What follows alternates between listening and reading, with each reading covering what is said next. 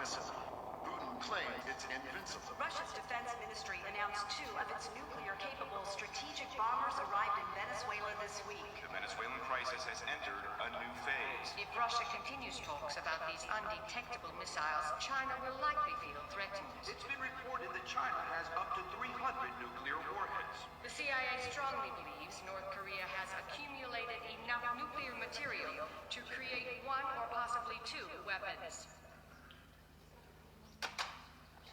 So, the question will always be, with what lens are you watching the news? Say you just got home from work, you get through the door, you turn on the TV, and that's what you see. What would you assume is the most major threat on the world stage? Anybody, just call it out, you don't have to raise your hand. Definitely Russia. Definitely Russia. That's confident. I like it. Who says Russia? Anybody agree with her? Hands? Okay, great. Who else? China. Stop yelling at me, but China is a good answer. Anybody? Who else? China? North Korea? North Korea. Any North Korea takers? And Venezuela? Anybody? Nope. Oh, yeah. One guy in the back. A little worried about Venezuela. Everybody's cool with Venezuela? No threat? Okay. Let me ask you this. Which one of these places can claim to have the largest oil deposit on the planet? More than Saudi? More than Iran? Wow. Okay, what about things like gold? More than all the mines in Africa combined? The fact is that Venezuela is arguably the single greatest resource of oil and minerals on the planet. So, why is this country in the midst of one of the greatest humanitarian crises in modern history? Let's meet President Nicolas Reyes. After rising to power on a wave of nationalist pride, in a mere 6 years, this guy has crippled the national economy by half. He has raised the poverty rate by almost 400%.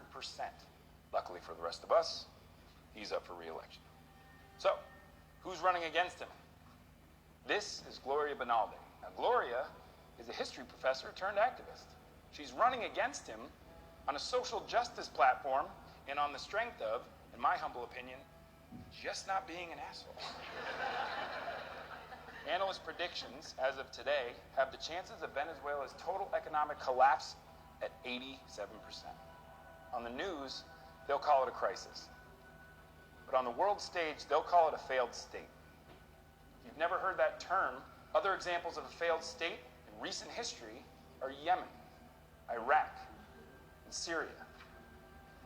And if that's not bad enough news for you, well, Venezuela is also the only one of these places within 30-minute range from the U.S. next-gen nuclear missiles. You will not hear about any of this on the news because the biggest players on the world stage do not want you to. To them, unstable governments are nothing more than the greatest of opportunities. So, Russia, China, can never be the most major threat until countries like Venezuela leave the door open to our very own backyard.